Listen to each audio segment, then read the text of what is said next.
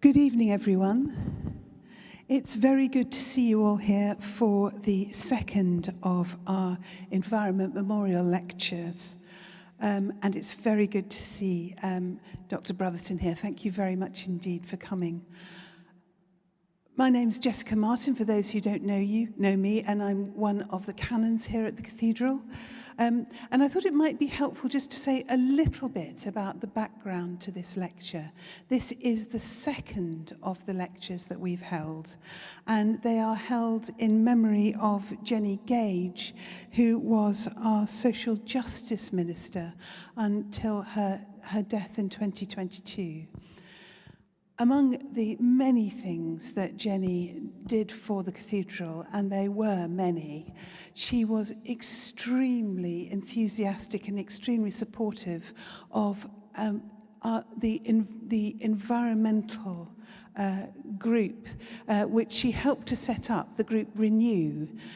She brought together a large group of members of the congregation, really, and started a very enthusiastic movement to do something about how the Cathedral could reduce its carbon emissions.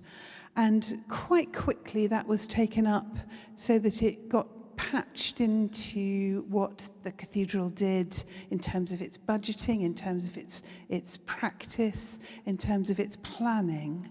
And there's now a little environment group, and a couple of members of the group are here, I know. It's brought a piece of rather wonderful fruit, which is that just recently the Cathedral was awarded the Gold Arosha Award for its environmental work. We are only the third cathedral in the country to receive this award after Salisbury and Chelmsford. So we're terribly pleased to have it. It's so recent we haven't got the plaque yet, so we're still reveling in it. I think Jenny would be very pleased if only she knew, and Andrew, her husband, is here to represent her tonight. So thank you, Peter, for coming to speak to us. It's wonderful to have you. Peter is Director of Science at Natural England, but is also the Diocesan Environmental Officer for the Diocese of Peterborough. If you have this autumn programme, you'll read a little bit about his biography. He has responsibility for Natural England's 220 scientific specialists and is Natural England's lead director for climate change. He's a very experienced presenter to audiences. He's presented to COP26 and to local groups. And he was the scientific advisor on the England Biodiversity Strategy, Biodiversity 2020. And he's going to come and talk to us now about climate change and nature loss, twin crises and shared solutions. Thank you, Peter. Thank you. Thanks very much. Gold award in Peterborough, we're only at bronze, so we'll have to try harder and catch up. I'll try and get this right. So I do wear two hats. In my wearing my Peterborough diocesan hat, I was lucky enough to encounter Jenny and experience her infectious enthusiasm and energy, so it's a particular privilege to be here today. But today I'll mostly wear the paid job hat that I have, the job with Natural England, which is the government's advisor on nature conservation. And I'm going to start off going quite global, talk about the global evidence around climate change and nature loss, some of which I think you'll know, many of you will know. Hopefully some of it is a bit new, or I'll give a new angle on way to think about that, before coming back to a UK space and think about some of the challenges that we're facing, and talk about some work that I and others in my team have been involved with to really try and understand why we haven't made as much progress as we might have with nature recovery and what we might do about it. Then I'll reflect a little bit more, perhaps going global again, in terms of some of the wider changes that society might need to make to really tackle these twin crises, which are probably the most important things of our time and increasingly the most urgent challenges that society needs to face. So let me go that way. A slide that you'll have seen in various forms. So what we typically track with climate change is changes in temperature since the pre-industrial period in the mid to late 19th century. And what we see is that over that last period of time, particularly in the last 50 years, an increasing rate of increase of temperature, and we're now at about 1.5 degrees above those pre-industrial levels.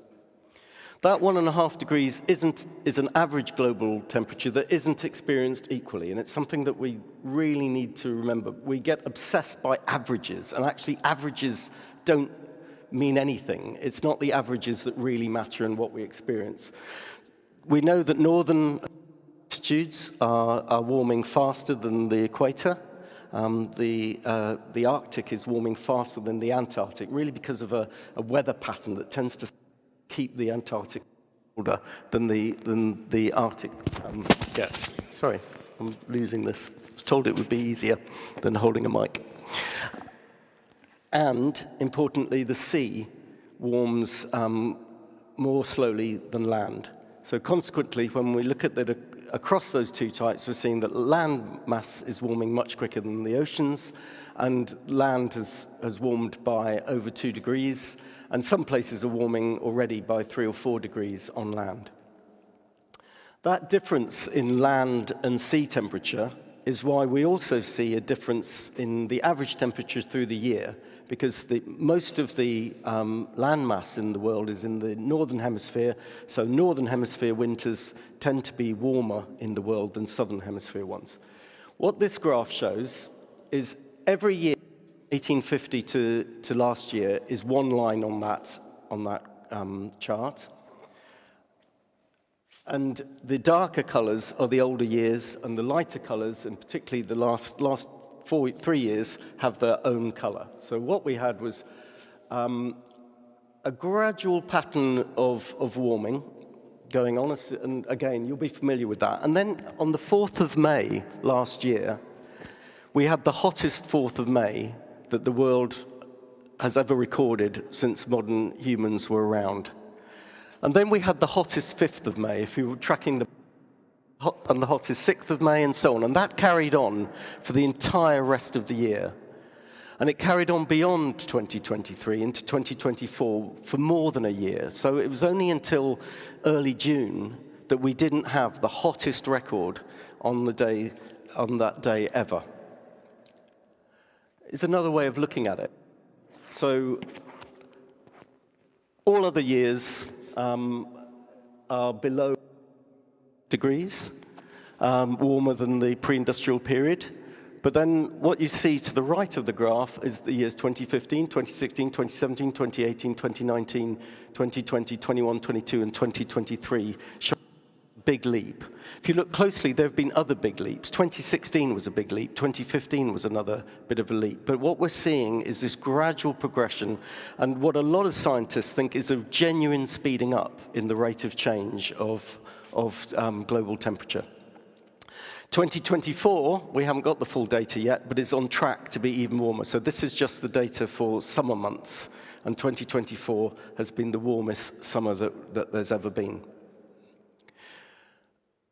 We know that temperature is very closely linked to greenhouse gas emissions, in particular carbon dioxide, but other greenhouse gases such as F gases, fluorocarbons, and methane, and so on. And we also know that that ever since humans existed, so modern humans have been around, depending on which bit of cave system you look at in the world, somewhere between 300 and 200,000 years. So the air that we are breathing today has more carbon dioxide in it than any modern humans have ever breathed. We're about 420 parts per million now with carbon dioxide. And we also know that the last time we also know that the Earth warms gradually to catch up with that greenhouse gas concentration in the atmosphere. So there's always a lag between the greenhouse gases going up, carbon dioxide in particular, and the world catching up with it in terms of temperature change. And the last time that the Earth was at this level was about 3 million years ago in the Pliocene period, when we were at 3 degrees above pre-industrial levels, so we're about halfway there now, if we're at 1.5 now. The Earth had sea levels about 20 meters higher than today. So food for thought when it comes to how urgent it is to respond. Ely will become an island again. When we think of nature and climate, I find it really helpful to think of these as 2 discrete crises. Nature is in the shadow often of climate change. Lots of people think about the environment, they think about climate change, but they don't think about nature loss, and yet these 2 are very intricately linked. Ecosystems, a very large part of the global climate balance. Over half of our emissions are absorbed by sea and land, trees in particular. And degradation of ecosystems is a huge cause of climate change. So globally, about 1/3 of our historic carbon dioxide emissions have come as a result of changing our land use, in particular, cutting down forests. That legacy of degraded ecosystems live on a very long time. So in England, we have a huge resource of peat. Peat is far more important, and at UK level, peat is far more important than our trees in terms of storing and locking up carbon. But so much of our peat is degraded that instead of it being a source of infinitely growing carbon accumulation, it's become a net emitter. So we emit more carbon every day from our degraded peat than we lock up from all of our trees. The other reason to think of them as linked is because they feed each other. So as climate change gets worse, it undermines the resilience of our ecosystems. It drives some species to extinction or affects species populations, which make them less able to function as integral systems. And they become more and more vulnerable to change. In particular, extreme events such as drought, fire, flood, and sea level rise, they're very bad at recovering from those. And at the same time, as nature gets lost, it feeds into the climate change problems. We also know that nature can form part of the solution, and so-called nature-based solutions, which are often applied to climate change, but could be other things. Hugging a tree is a nature-based solution if you're sad. Nature-based solutions is just a catch-all term for saying what are the services that we can get from nature. And just in terms of the carbon services, we think by restoring peatlands, by planting more trees, we could lock up about 20% of our global emissions. And really importantly, because we live where climate change has already happened, is already happening today, and we know will get faster, restored can help us survive the inevitable change that we've already committed the Earth to. Average temperatures, 1.5 degrees, that's not too bad, is it? I'd quite like that. That seems quite balmy, but that isn't what we really experience, and that is really important. And we'll have seen this year many countries, I was trying to get a definitive list, I think it's around 30 countries have experienced their record heat day for the year. Asia's been really badly affected. Catalonia had really bad droughts. Most of Europe, really hot temperatures this year. And as they did the previous, for a slight Gulf Stream, we had big floods last year, some of you will remember, and farmers certainly remember that from really long-standing water on their land, but we dodged it. But the droughts were felt very keenly in Catalonia, and of course we've all heard about Storm Boris that's lashing much of Central Europe at the moment. And these events are getting far quicker and far worse than they ever have been, and just as science predicts. So back to these twin crises and nature. This is the Living Planet Index, which collects all the data that there are for vertebrates. So those are our closest living relatives, from fish through amphibians and reptiles to birds and mammals, and says okay, we'll take all the population data, so this, and put that all in a trend. So this isn't looking at extinctions, this is looking at losses of individual animals. And what this shows is that since 1970, we've lost 69% of invertebrates. I think we get too used to seeing a graph about nature and seeing it going down. I certainly do. Every graph I see about nature, sadly, is often going down. What if this wasn't just other vertebrates? What if we changed the currency? What if this was people? Well, if this was people, this would be the equivalent of losing the entire human population of North America, South America, Europe, Africa, Australasia, and China. This isn't just a graph. This is a catalogue of utter catastrophe. And this started in 1970, this graph. This is my lifetime.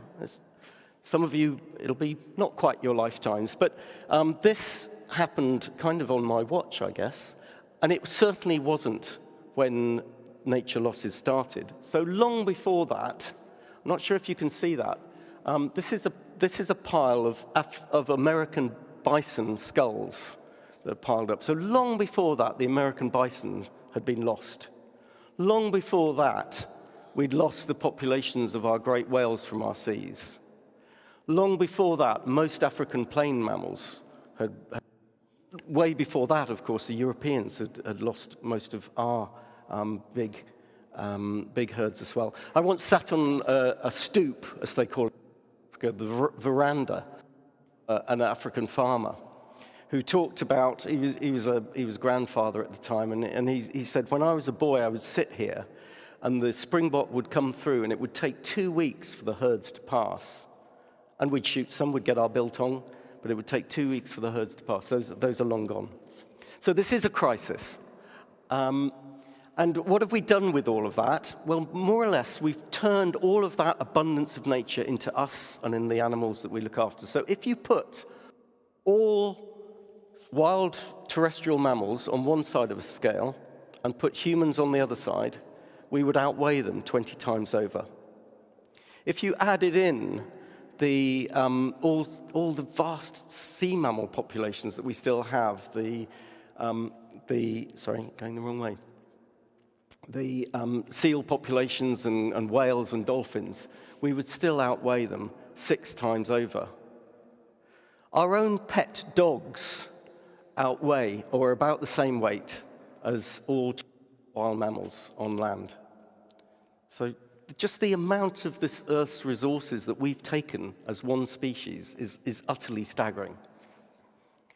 What's the situation in the UK? Well, it's worse than that, I'm afraid. We started early. We began the Industrial Revolution early, and before that, we cleared a lot of land. So we lost all of our big carnivores several hundred years ago. And I won't go through all the statistics, but just pick out a few things. Anglian fens in this area, of course, very keen, but we've lost a great deal of habitats, and a lot of those habitat losses are still ongoing. We haven't stopped that yet. Sorry, I'm struggling with technology here, aren't I? And of course, overall, we're seeing that, and most of that has been converted into agriculture. 40% of UK species are still in decline as we measure them. 25% of mammals are now threatened with extinction, and we've got 73 million fewer birds in the skies over the past 50 years. Moths have declined by about 33%. Some people think flying insects in the round have declined by as much as 2/3, but I'm not convinced of the data, so I'll stick with the macro moths data. These are the big moths that you can identify. And earthworms have declined by about over 1/3 in the past 25 years. I'm going to come back to this to make a slightly different point in a minute. But I just wanted to say that in response to that, we've got a really exciting and I think positive policy environment and important measures coming along. So we're one of the first countries in the world to have a legally binding target for nature as enshrined in the Environment Act. In fact, several legally binding targets, of which the apex target is to decline in species abundance by 2030. So we recognize it's going down, but we're going to turn the corner by 2030.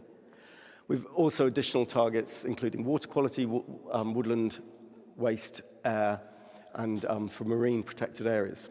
And we've got new tools, new policies and incentive schemes to try and achieve that.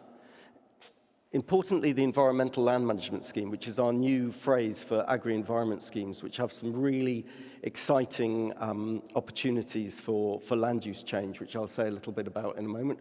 There's funding for Nature for Climate, mostly for woodland and peatland restoration of about £750 million, and a framework within we might deliver them that hopefully some of you will have been involved with, called local nature recovery strategies, which is recognizing that there needs to be bottom-up as well as top-down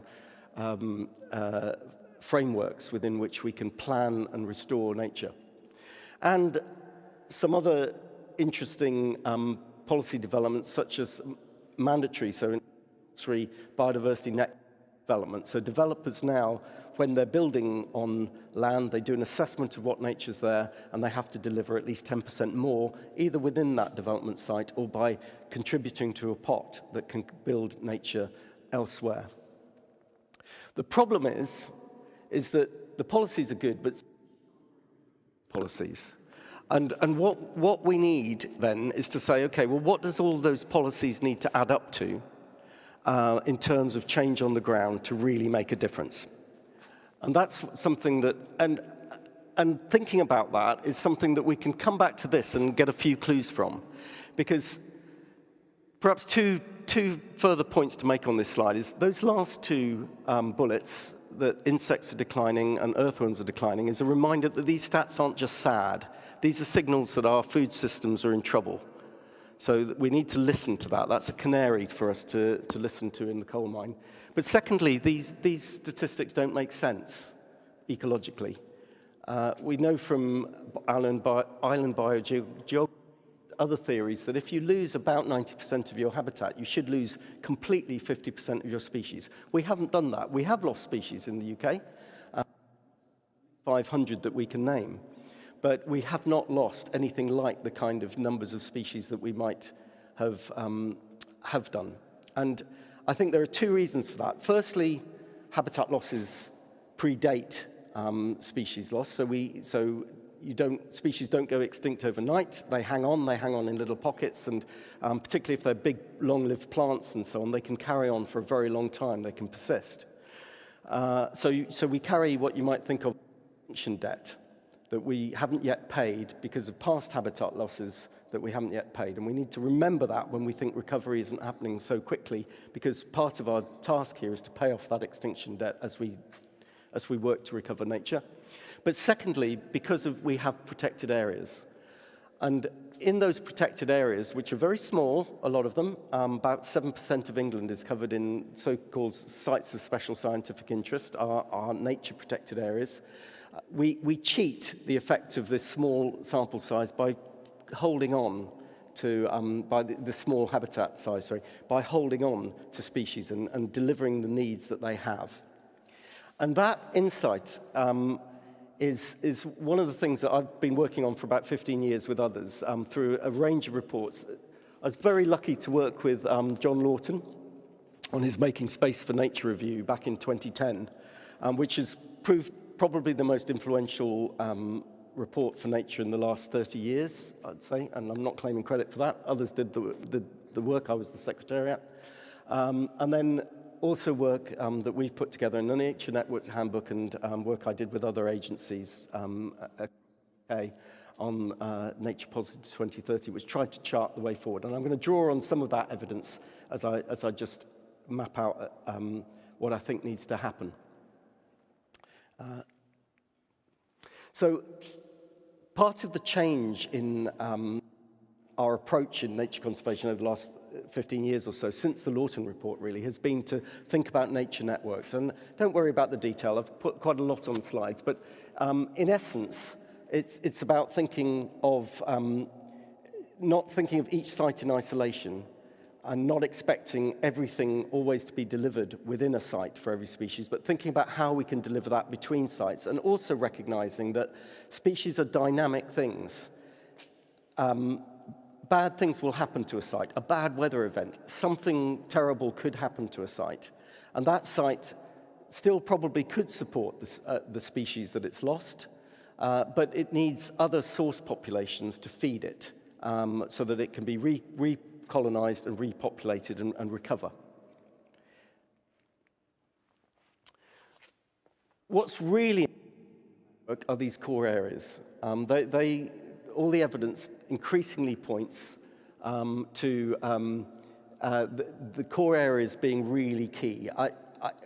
If you indulge me for a second, ever since the report with John and others, I've been told, yeah, Lawton, that was about corridors. It wasn't about corridors. In fact, Lawton said corridors were the least important thing one could do, and because what corridors do is help things doing well do even better. They help things move. What you need is source populations, these core areas, that support thriving populations of species that can produce dispersing individuals that can benefit from those corridors. And the thriving populations are a very simple concept, really. It's having more individuals surviving and breeding and producing those dispersing individuals than dying. It's as simple as that. But the simple fact is that most of our wildlife sites, that isn't happening. So the core species that are clinging on in those sites are relic populations, often declining populations, that aren't doing well enough. So how do we change that? We need to fix that so that these are expanding populations. And then also, when they're from those sites, to find a new site. And one of the real problems that we've got as a country is the amount of pesticides and nutrients that we put on our wider environment, which makes it a very inhospitable place. So those are the two key take-homes from that. So what's a good site? Well, a good site is about creating enough niches or spaces, ecological space for species to occupy.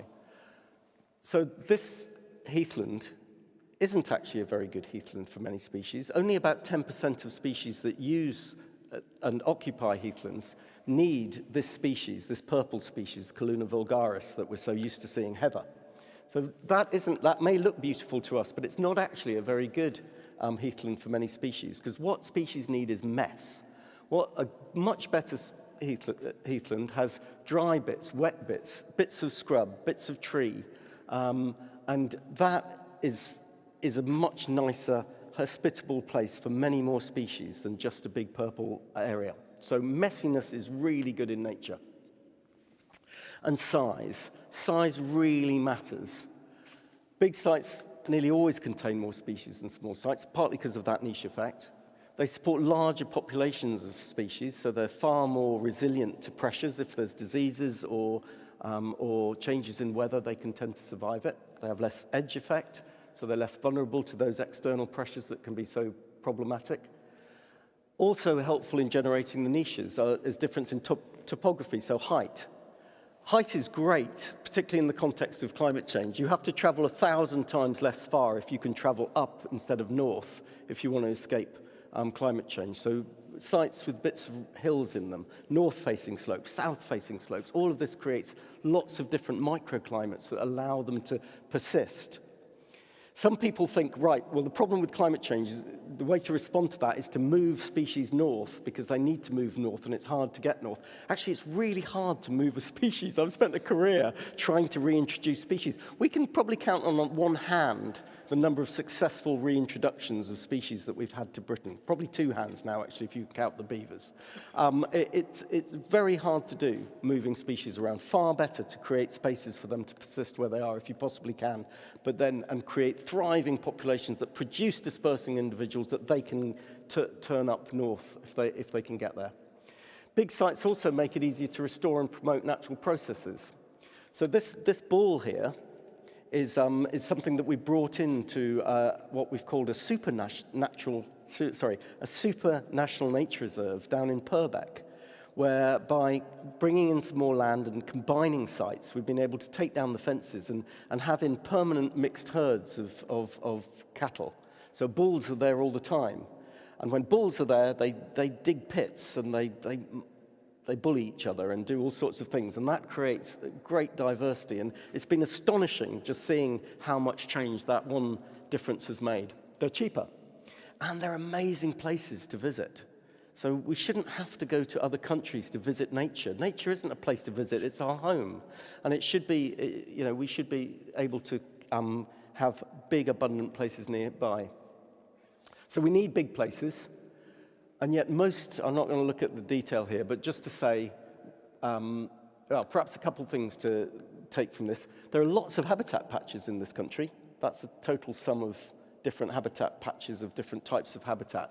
But most of them are really small. So the average is the arithmetic mean, and the median size is, if you line them all up, then what would the middle patch size be? Many patches are really, really small. How big should they be? Well,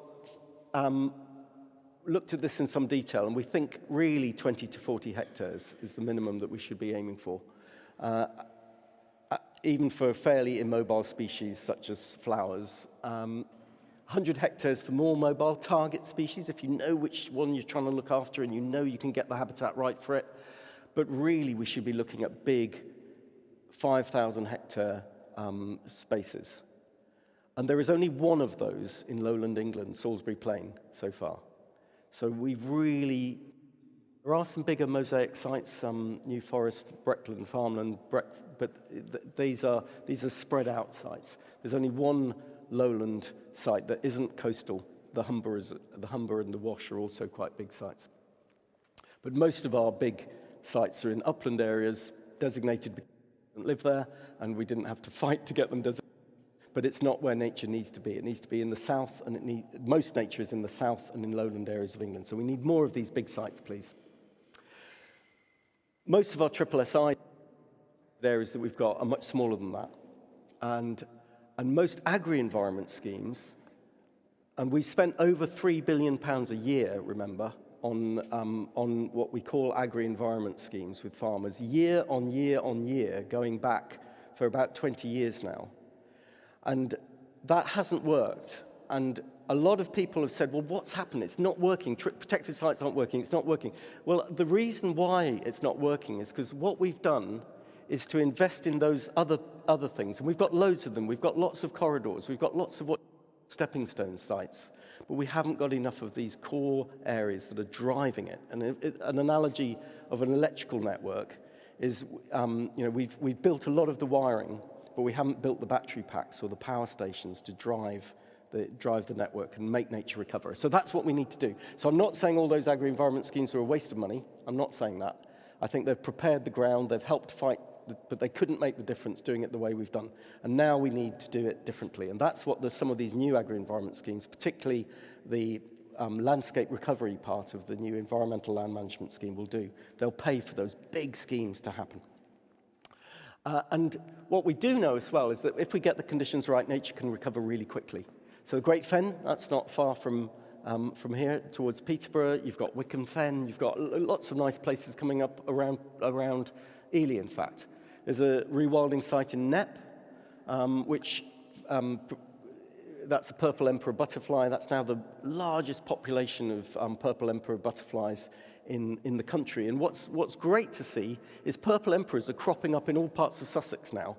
And that hasn't got very much to do with what's changed on those other sites. It's got everything to do with the fact that Knepp has become a purple emperor engine, and it's just chucking them out, and they're turning up in these places and able to benefit from it. And I haven't said much about marine. I'm not talking very much about marine today. I apologize to marine ecologists out there. But Lyme Bay is another great example where we closed the fishing, took the pressures off, and it can recover very quickly. Great thing about that size of scale is it also supports climate adaptation. So working at that scale, we can restore floodplains, we can restore coastal salt marshes and so on, that allow us to benefit again from nature's services and help protect us from the climate change that's ahead of us. So I feel positive about that. The other exciting part of it is that a lot of species benefit from very early stages of habitat. So ponds, scrub are great habitats. Lots of species can benefit from it. So given the commitment that we're going to bend this curve of biodiversity loss by 2030, the baseline year for that, by the way, is 2029. So we're down till 2029, but the government said we'll turn the corner in 2030. So that's good, I guess, though we don't monitor biodiversity year on year, so we'll have to do our best with getting the numbers right for that. But I think we could get to 2030 if we fast-track some big changes quickly. But that will only get us to this point. It'll still get us probably to less nature than today, because we're on a downward trajectory, and it certainly keeps us in the space that we're in, which is one of the most nature-depleted nations of the world. And it doesn't, and zooming out again to the global situation, a lot of the world is on this journey. So that could be a global map, it could be a map for England, it could be a chart for England, it could be a chart for the UK or so on. We need to bend that curve and keep going. And even those measures that I just spoke about won't get us there. This slide is here to remind me that I love farming. I rely on farming. I eat every day and I feed my children. So I'm not against, this is not about nature or food. We have to break down that thinking, and making more space for nature in the UK mustn't mean taking more space from nature in other countries.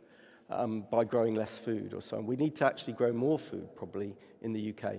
And there's been a lot of work done, particularly, I was really impressed by this. Not everybody loves this, but this is work done by Henry Dimbleby and a team of others on a national food strategy, which just looked at all sorts of aspects of it. The amount of waste we have, I mean, this is the thing, whenever the amount of waste that the farmer has to throw away because he knows or she knows the supermarket won't even buy that slightly ugly apple. And then the amount of waste that's thrown away at the supermarket and the amount of waste we throw away is absolutely staggering. With some minor changes, Henry Dimbleby and his team estimate that we could more to nature and other solutions, tree planting and so on, which is an awful lot of land, 5 million hectares. It's about nearly 5% of the UK, without taking any real calorific impact, making any real calorific impact in the amount of food we produce. So there's real scope for having profitable farming and nature. Coming back to that link between nature and climate, the UK committee has also got very interested in land use change, and I won't go into the details, but they've tried to map out how our land could be used differently. Don't let the map worry you. They're not suggesting that we have to become woodland here. That's not just lines. That's just trying to show the proportions, but it tries to show a breakdown of a much more sustainable country in terms of what we might use. But you can see some of the things that come out here. So we need to plant more trees. This is the Climate Change Committee, so they're much more interested in trees than the rest of nature, but we need to do that. Restoring that peatland so it stops emitting so much carbon dioxide, really important to meet our climate change objectives, and importantly, reducing the amount of meat and dairy products that we use. They're not saying everybody needs to become vegetarian, but let's eat good quality meat, but less of it. And reducing food waste.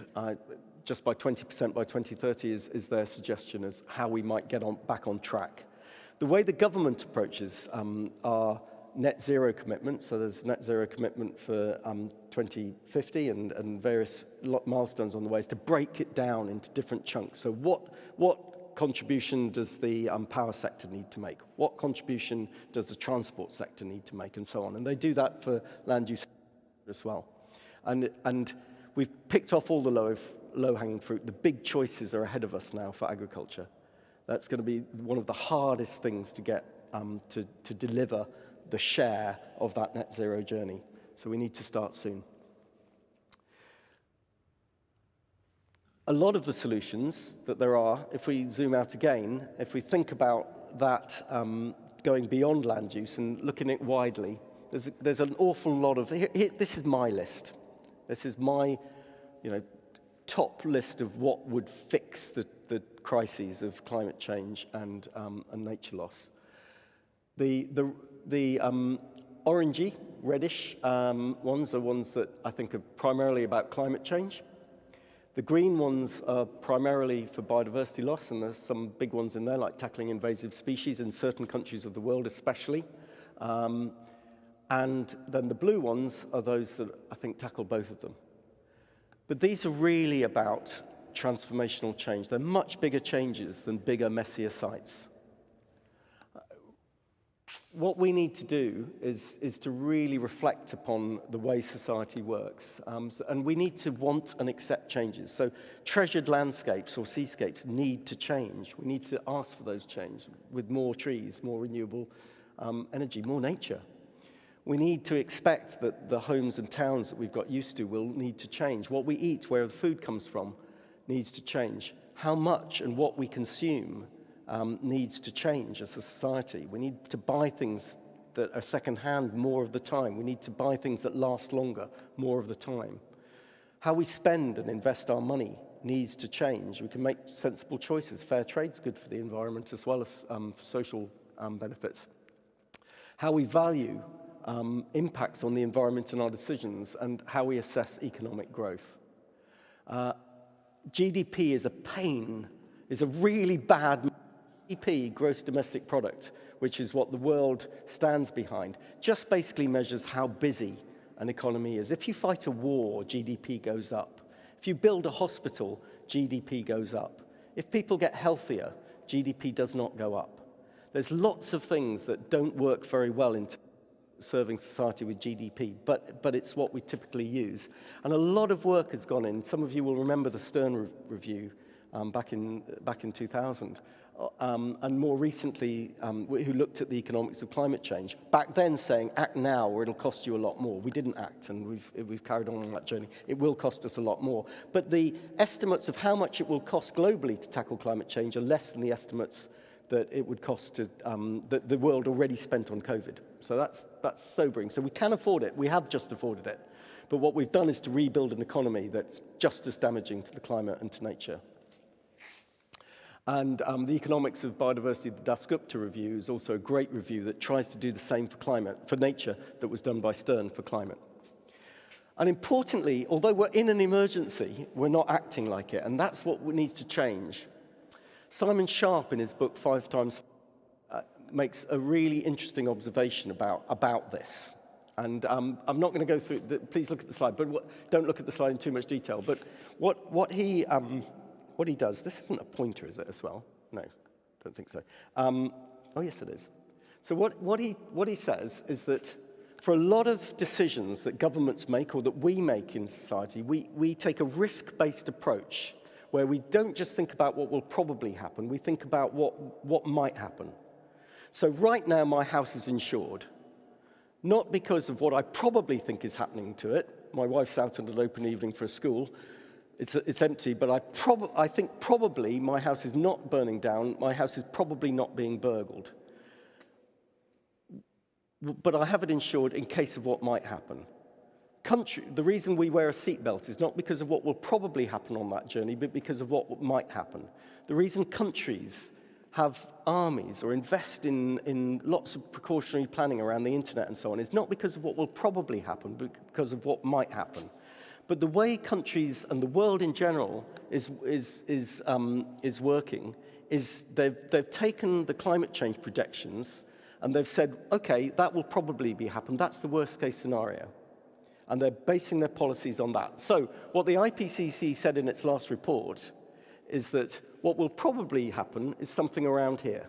So we will probably, for sea level rise, this is only, by 2100, we will probably see about, well, somewhere between 60 and a meter, probably around here.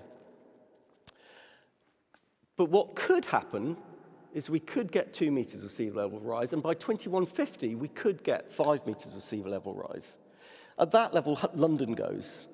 So what could happen is up here, but we're completely ignoring that in policy. And if London goes, by the way, by the time London's gone, most of Bangladesh has gone, many coastal cities around the world has gone. At this level, 200 million Bangladeshis don't have a home. And the Thames barrier needs replacing. That isn't trivial. 1 meter of sea level rise is massive. Many countries will disappear. So this is already massive for the world. This doesn't take account of catastrophic change on glaciers, and what is really worrying at the moment to me as I look at some of the evidence is how quickly some of the landlocked ice is melting on Greenland and in Antarctica in particular. And already Thwaites Glacier, people are saying probably in 2030 to 2040, it will break completely, which will add 50 centimeters on its own to global sea level rises. So that's something to extra to worry about. But we ought to be acting as if this is a possibility, because it is. That's what the IPCC said. It is a possibility, but we're not behaving like that. So let's act as if we're in a crisis. We've got opportunities coming up imminently. COP16 is the Nature COP, Convention on Biological Diversity. That's happening next month in Colombia. Wish I was going, not. I'm not going to. And then COP29 will follow that just after. Change COPs happen every year. Biological diversity COPs happen every other year, which is why the numbers are quite so different. But they all started at the same time back in Rio in 1991. We will hear really good things emerging from that, and there will be a lot of, the world will make some really good promises. I'm hopeful. I was lucky enough to be working in DEFRA in 2010 when Caroline Spellman, then the Secretary of State, came back from a big CBD meeting in Japan, in Nagoya, and new global targets, a new 10-year plan had been agreed. And she was transformed by that experience. It can change politicians. She was then working on the England biodiversity strategy. The question had two questions, really. Will this help deliver Lawton? Will this help deliver our HE target, these Japanese target commitments? So I think these events do matter. I think they do inspire collective action.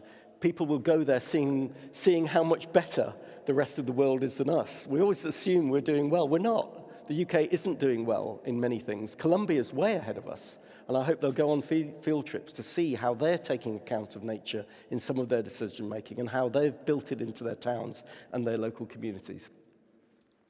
But there'll be a lot of talking. But promises aren't enough.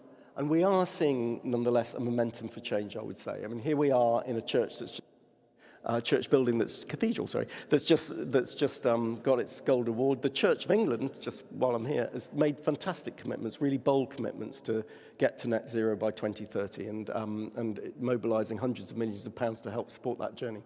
But we're seeing lots of commitments by organisations, cities and countries, which is positive, and particularly when they become legally binding. There are new ways of tracking change, so task forces for climate-related financial disclosures, a lot of interest in how we sort out the finance and how we make investment more accountable, recognizing that action follows money a lot of the time. So how do we get investment less harmful? The EU has introduced some legally binding requirements. This EU taxonomy, that's just a categorization, if you like, of sustainable economic activities, and a requirement through this regulation that you have to disclose those activities that you say are sustainable. Companies know that that is a step, the first step, saying you have to report it, you have to record it. They know that that's a step on the way to saying, and now you have to make it smaller. So companies are beginning to act around that, and there's green bonds around sustainable development. And I think what's important about the EU and some other countries bringing these measures in place is because sometimes people think the whole world has to agree something for change to happen. The whole world doesn't have to agree something. Actually, it's the big economic blocks that drive big corporations. If you want to do business in Europe, if you have to do this, then that affects your whole global supply chain. So we shouldn't feel that we're paralyzed by the whole world not acting. We need the big players to act, and that will make a huge difference. Which the world is trying to. There are some economists who are trying to sort out the economics of it. So something different from GDP and working differently from GDP. There are various models of this. I quite like Kate Raworth's donut economics, and the reason I like it is because she doesn't send a message to say everybody should have less or everybody needs to act in favor at the same time. What donut economics does is to say, actually, if you're living in this space, you haven't got enough. That's not fair. You're in a space where actually your basic requirements aren't being met. If you're living in this space, you're taking too much. And the donut that she defines is a space within which actually societies could be great places to live and where actually people can have enough. And that sense of enoughness is something that I think we really need to hold on to.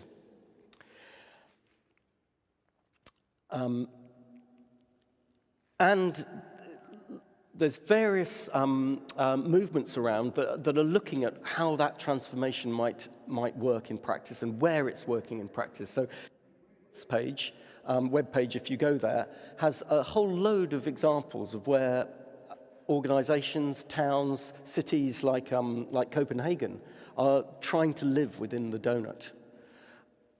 A big EU program called BioNext is trying to look at that nexus of biodiversity and sustainability and human health and climate change and collecting examples of that transformational change that could work.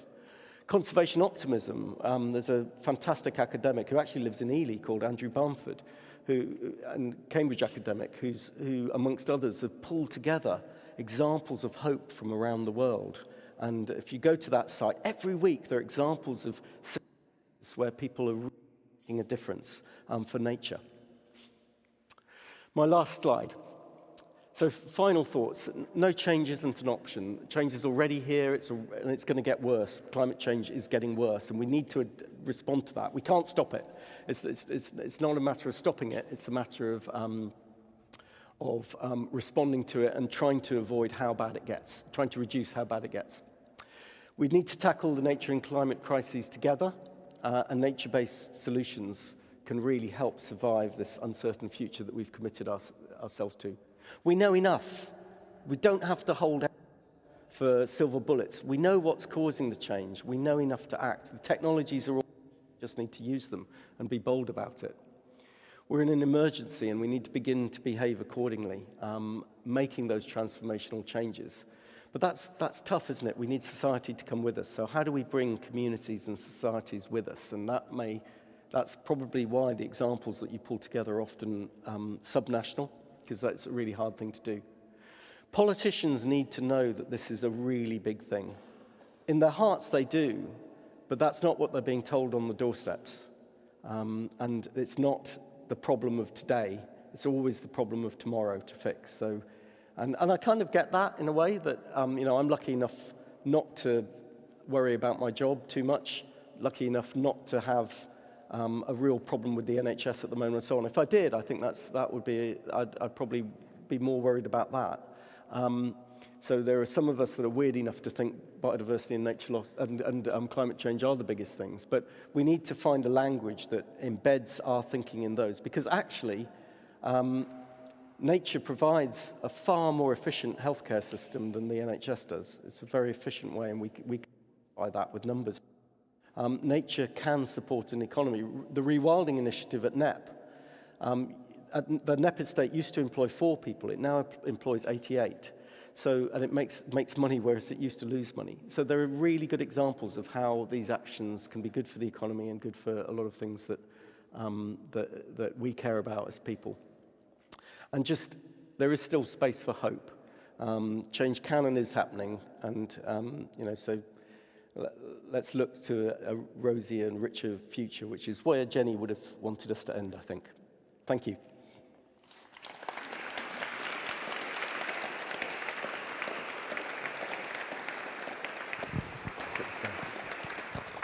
Thank you so much, Peter. You've very kindly said that you would take a few questions. So would anyone like to ask any questions? If you do want to, if you just raise your hand and I'll bring the mic round so that we can actually hear what your question is.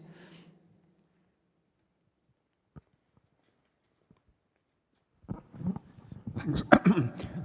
Dr. Brotherton, you talked about degraded or degrading peatland. Now, presumably that doesn't apply to the fens, where it's a lost cause, apart from Great Fen and Wicken.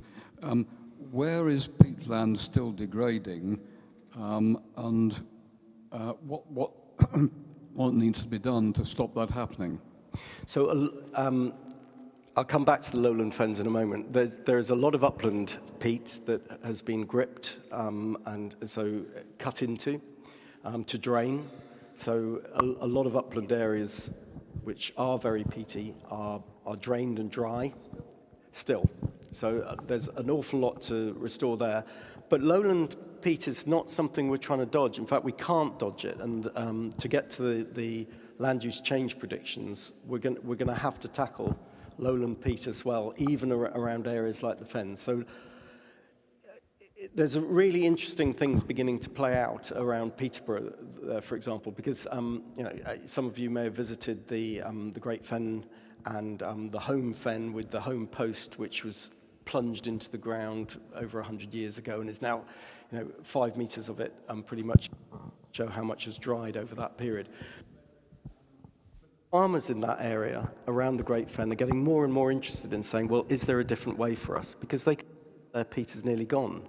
They're living on borrowed time here, and we can carry on living time, and many of us will have experienced the Fenland blow.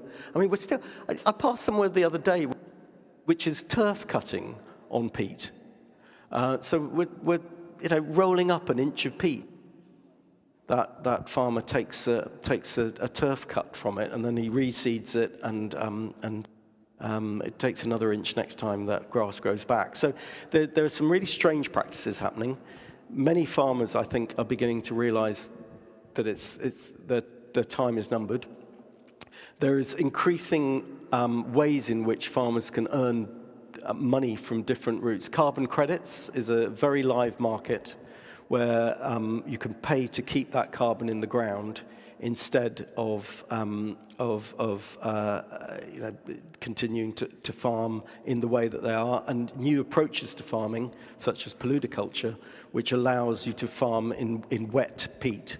So farming doesn't have to stop, but you can re-wet your peat and take a productive crop. And with all these different measures combined, some government support, some money from carbon credits, some income from the crop, farmers can end up making more money than they're currently making. I shouldn't say it because I probably can't say that actually. I was about to give a number of the amount of money that I know a recent part of the Great Fen has been assessed as earning from carbon credits, and it's a really big number. It's a 7-figure number that they can make just from carbon credits for not destroying the peat. So there is it's short answer is it's in upland areas, it's in lowland areas, and most peat is still in a degraded form. There aren't many places where you can get a really nice, wet, thriving, accumulating bog left. But we know how to restore it. Yeah. Where are we with melting permafrost and release of methane? And is there anything we can do about that short of changing, short of curing climate change? I travelled with a Newcastle academic recently who had just come back from working with Inuit communities around the Canadian north coast, and he told some really tragic, terrifying, whatever dimension you'd want to look at it, stories of how that melting is affecting them. So, but essentially the soil there, because it's been frozen for hundreds of thousands, if not millions of years, probably not millions because there were some very warm temperatures, but the soil has a really strange composition. The ice was integral to the structure that was there, and when the ice melts, it just crumbles. And these communities just watch their land just disappear in front of their very eyes and have now become quite static, whereas once they were much more mobile. So it's massive. The short answer is permafrost is melting. It's leading to massive and affecting communities, as well as you say, releasing large amounts of locked up methane. So it's contributing to the to greenhouse emissions. I don't think there's a solution, I'm afraid. I think the only solution is when we can't refreeze that without really tackling climate change, and that's one of the tipping points that people worry about, that this could be a runaway effect. And when, going back to some of those earlier slides, when you see things beginning to really speed up, and I don't know anyone who can explain that speeding up. People have tried to look at it. They've said, okay, so there was some changes in the global regulations around diesel for shipping fuel, and that reduced the amount of sulfur that could be in it. That has probably reduced the reflective nature of the atmosphere a bit, because there's less sulfur crystals in the atmosphere. So that will have contributed a bit to why 2023 was quite so hot. It's not the El Nino. Every 6 years there's an El Nino, so that's a real lag. So what they're saying is that the Earth already had that warming capacity. You took out some of that reflective effect, and that sped the 2023. But the people, I've dug into some papers behind that. That accounts for a tiny fraction. So people don't know why 2023 was so hot. I've not seen any good explanation for it. And scientists are beginning to think, okay, some scientists are thinking, is this the start of something much worse? And 2024 is getting hotter as well. So yeah, I don't have a positive answer to that, I'm afraid. God, this is depressing, isn't it? Sorry. Peter, I drove here tonight thinking I was going to see graphs of gloom and doom, and you didn't disappoint. But at the same time, thank you for peppering your talk with rays of hope and sprinklings of we may be able to do something about this. You said that we've picked off the low-lying fruit. Your penultimate bullet talked about politicians need to know that people need this to happen. And I think it is the political dilemma that we now face, because I looked some years ago at putting an experimental ecological dwelling units on our land. It was lighting sunken levels to retain heat using grey water off an 11-hectare grass house nearby, etc., etc. The one thing that stood out to me was these 5 units of families were going to share one electric car.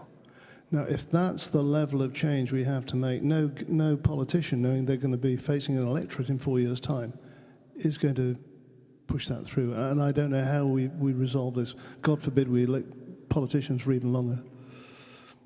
Yeah, well, I agree, and I think it is almost a tragedy of democracy. Not that I want to not have a democracy, but it is one of those things. And actually, China is overtaking us in a lot of areas because they're just doing stuff. They're moving towns, they're moving mountains if they need to, literally, in some instances.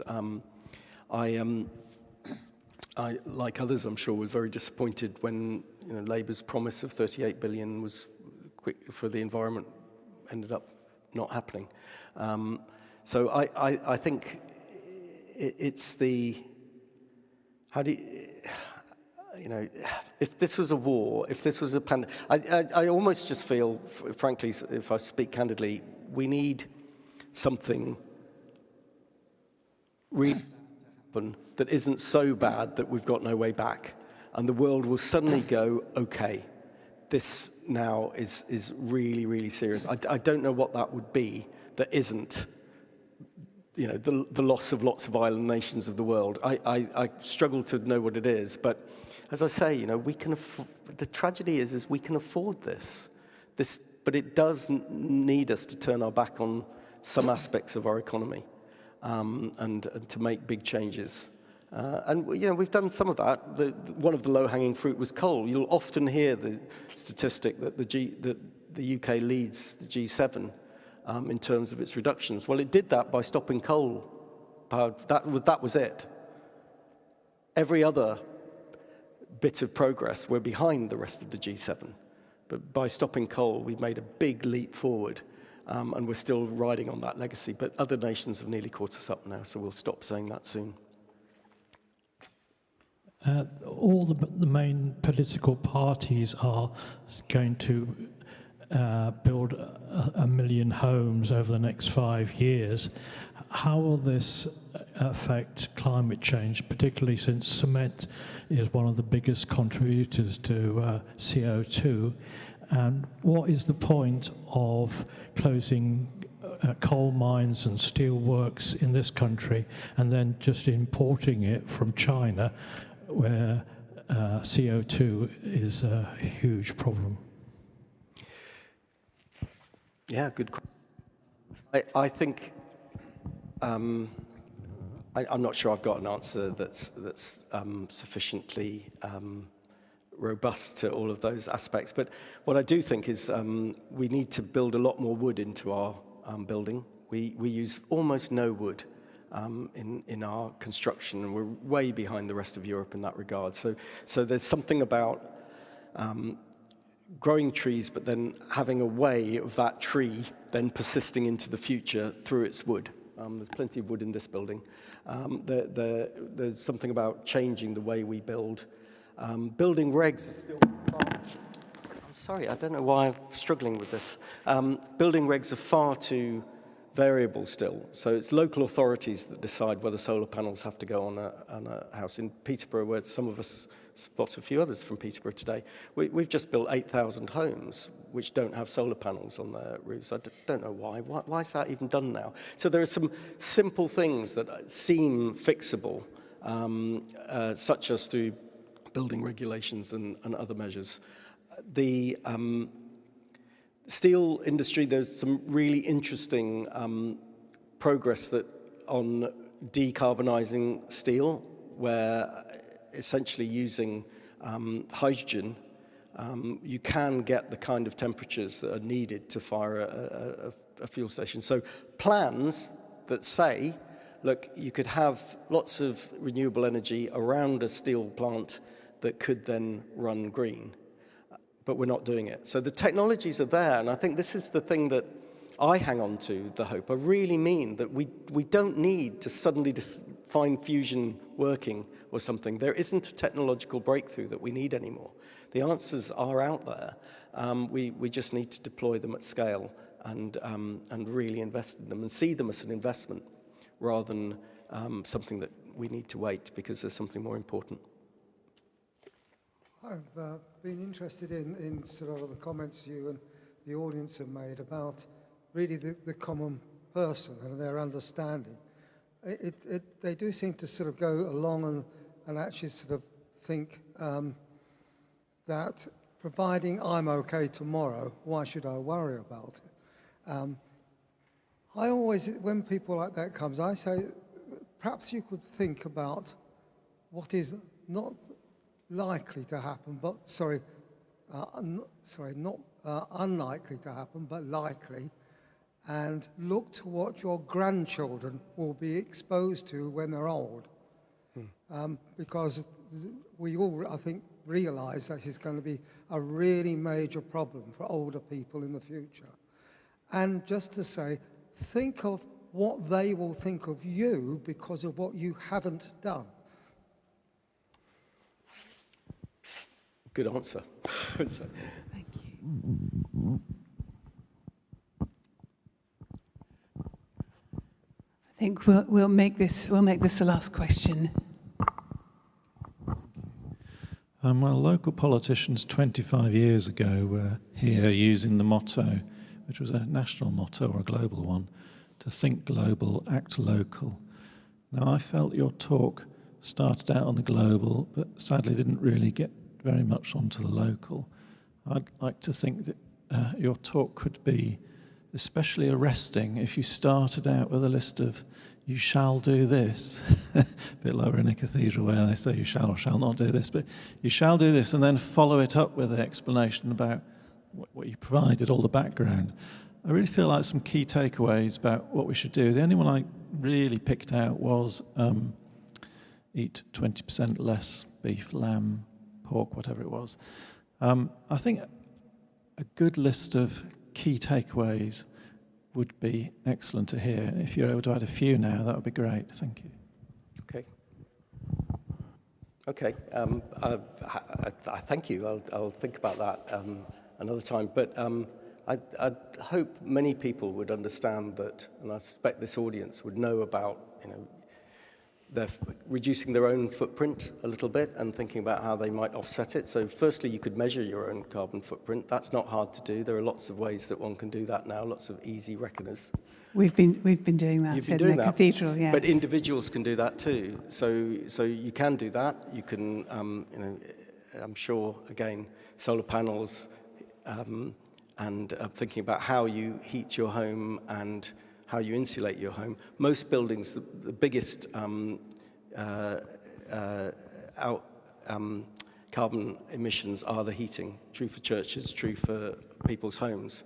But I do think, you know, a lot of people do look at food as being one of the major things that people need to fix in their lives. And there are lots of analyses now showing that actually, if you eat a lot of meat through your lifetime, you're probably emitting more than a heavy traveller, somebody who flies a lot, and so on. So that's a really important fix for us as a society. And I think as well, just recognising the power in your wallets. So using your money, whether it's invested, you can get carbon calculators for your pension now. If you look that up, if you put that into a footprint of my pension, and it will tell you the investments that you have and the carbon footprint of those investments. And again, proponents of this will say that actually sorting out your pension and other investments and making sure that's the not contributing to climate change is one of the most effective things that one can do. Thank you, Peter. Thank you very much indeed. I did say that would be the last question. Bob, I know you want to say something. Could you make it very brief, because we're running out of time? Yes, very briefly, in answer to the last question, can I suggest you go to the Renew section of the website, on the Cathedral website. You'll find loads of hints, ideas, how to calculate your carbon footprint, how to reduce the carbon impact of travel, etc., etc. The Renew footprint is full of good hints. Have a look at it. Peter, thank you so much. It was a talk that was wide-ranging, unflinching, but also really hopeful, and I actually thought terribly practical, because you showed what a lot of different kind of straightforward things could happen with only the political will and some resource. Although the facts you give are very stark, I also thought that you offered us a really good set of ways ahead, which were really good to hear. So thank you very much indeed for that. Thank you, Peter.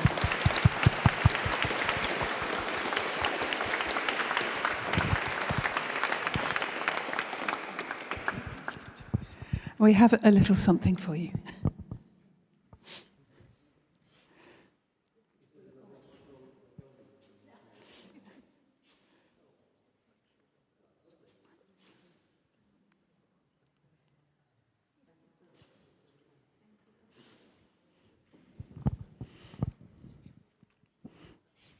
Thank you again so much.